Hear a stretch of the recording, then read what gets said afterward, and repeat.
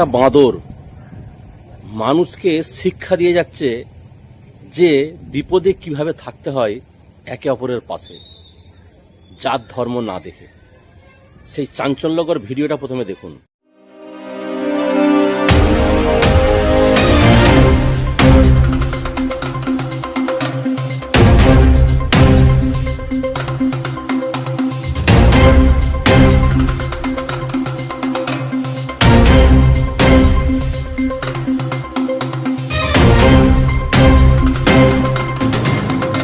আপনারা দেখছেন বাংলার আওয়াজ। নমস্কার, আদাব, সালাম। আমি নকিবুল সালাম, আপনারা দেখছেন বাংলার আওয়াজ। দর্শক বন্ধুরা, কি বলবেন? ভিডিওটা দেখে নিশ্চয়ই আপনাদের মনের মধ্যে একটা জিনিস জাগছে যে আমরা কিভাবে বসবাস করছি, কিভাবে জাত ধর্ম কাস্ট বিভিন্ন ভেদাভেদ নিয়ে আমরা কিভাবে বাঁচছি। একটা পশু, একটা বাঁদর, একটা ছাগলকে বিপদের সময় কিভাবে তাকে সহযোগিতা করছে, এটা কি শিক্ষণীয় ভিডিও নয়? এটা কোনো এআই করা ভিডিও নয়।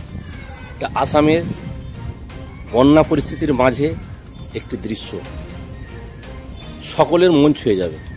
শুধু মন ছুঁলেই হবে না, এই বাঁদর কি বলে যাচ্ছে মানুষকে সেটাও কিন্তু ভাবতে হবে। আমরা কিভাবে আছি, কিভাবে জীবনযাপন করছি, কিভাবে একে অপরকে আমরা ভাবি। সামনে একরকম, পিছনে অন্যরকম মন্তব্য করি। কেন? কে এই ধর্মের, কে সেই ধর্মের, কে এই জাতি, কে সেই জাতি, বিভেদ ভেদাভেদ সব বিষয়টার উত্তর দিয়ে গেল একটা বাঁদর, একটা ছাগল। বিষয়টা কিন্তু ভাববার বিষয় আছে। সেই কারণেই এই বিষয়টা বাংলার আওয়াজের পর্দায় তুলে হচ্ছি। আমরা মানুষ, আমাদেরকে ভাবতে হবে,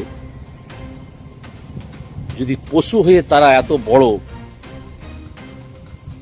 কম্প্রোমাইজ করতে পারে, আমরা মানুষ হয়ে কেন পারবো না? আমরা কি এতই পিছনে চলে গেছি? আমরা কি উঠে দাঁড়াতে পারবো না? আমরা কি সেই মানসিকতা ফিরিয়ে আনতে পারবো না যে বিপদ হলে সবাই আমরা এক, সেটা দেশের হয়েই হোক আর যে কোনো বিষয়েই হোক।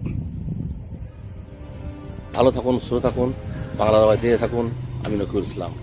অবশ্যই সকলকে শেয়ার করবেন প্লিজ। ধন্যবাদ।